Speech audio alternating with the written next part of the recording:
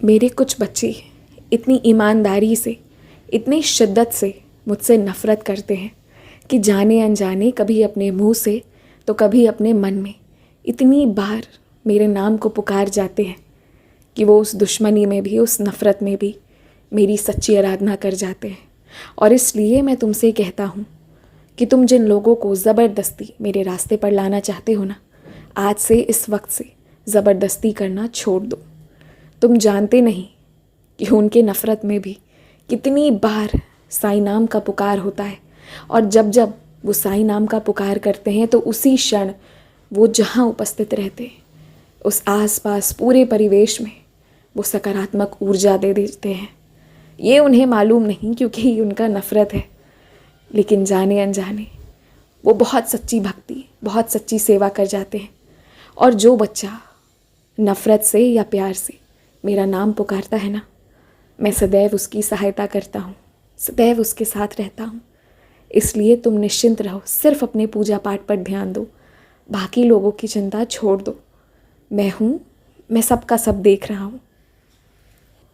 किसी ने नफ़रत दिया है तो किसी ने प्यार दिया है, लेकिन जिसने भी साईं पुकारा है उसकी नैया तो पार होगी ही होगी। तुम जिस बात से निराशा लेकर घूम रहे हो ना, अपने मन से उस दुख को निकाल दो। कौन कहता है कि तुम बेकार हो, या फिर तुम में वो बात नहीं, या फिर तुम में कमी है, या फिर तुम्हारे पास बुद्धि नहीं है? कौन कहता है ये? क्या फ़र्क पड़ता है किसी के कहने से? तुमने अपनी ओर पलटकर कभी ध्यान ही नहीं दिया। अगर ध्यान दोगे तो जिन छोटी छोटी बातों को, जिन छोटे छोटे काम को तुम बहुत खूबसूरती से, बड़े आसानी से कर जाते हो, वैसे उस काम को तुम्हारे खुद घर पे ही सारे परिवार के करने की भी हैसियत नहीं है। ये बात तुम समझते हो, लेकिन वो क्या है ना, जब भी कोई तुम्हें तुम्हारी बुराई गिनाता है तो तुम उसे मन में बैठाकर उसे याद कर लेते हो।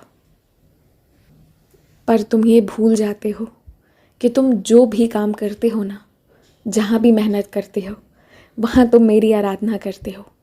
मेहनत से सफाई करना, मेहनत से थाली परोसना, मेहनत से काम करना, खाना बनाना, काम के बीच में उलझे पड़े रहो, उसी वक्त किसी का बीच में तुमसे सहायता मांगना और तुम्हारा सहायता करना, सबके लिए प्रार्थना करना, यही तो एक अच्छे इंसान की गुण होती है जो तुम में है।